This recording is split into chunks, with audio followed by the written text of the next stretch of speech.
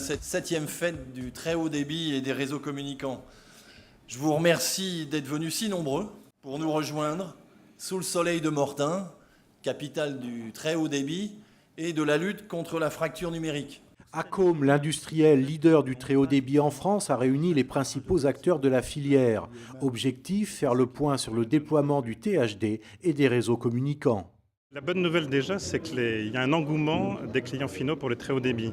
On a observé un doublement là, des ventes là, en un an.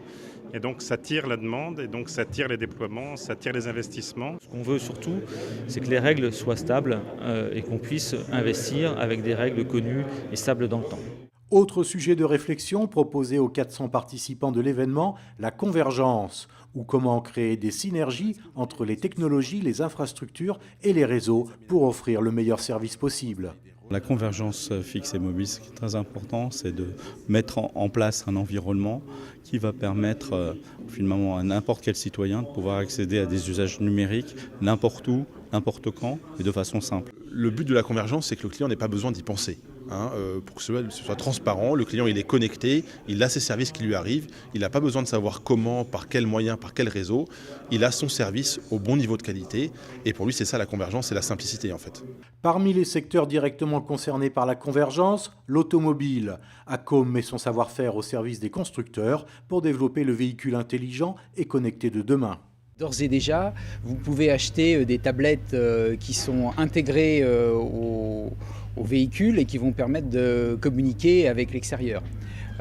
On travaille également à des solutions beaucoup plus ambitieuses de communication véhicule à véhicule et véhicule à infrastructure pour permettre des applications de sécurité et d'information routière. Une trentaine d'entreprises ont profité de cette fête du très haut débit pour présenter leurs technologies directement liées au développement du THD dans les télécoms, les infrastructures ou le bâtiment. Dans le domaine de la vidéosurveillance, on a besoin de ce haut débit parce qu'on a des grandes tailles d'images à transporter et que si on n'a pas ce haut débit, la chaîne n'est pas complète et on ne peut pas amener cette haute résolution d'image jusqu'à l'utilisation finale du client. Après 5 années où les industriels du secteur ont développé beaucoup de solutions innovantes mais n'ont pas eu forcément l'opportunité de les industrialiser, donc on souhaite vraiment à présent entrer dans une phase de déploiement. Il faut qu'on arrive rapidement à augmenter le nombre de maisons éligibles, d'abonnés, à 1 million par an pour améliorer nos process et puis continuer dans l'innovation pour le développement du FTTH, ça c'est clair.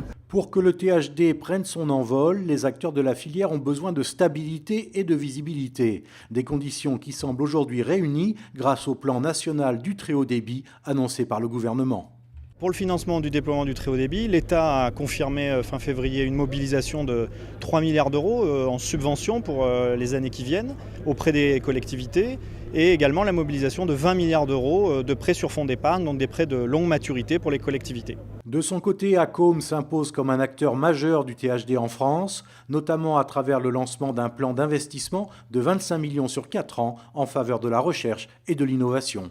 Si on veut atteindre les objectifs du gouvernement, à savoir 100% de la population raccordée en 2022, il faut mettre les bouchées doubles. 2 chiffres, en France, on est à 2 millions d'abonnés au très haut débit, 2 millions de raccordés au très haut débit. Tous les ans en Chine, il y en a 30 millions de plus.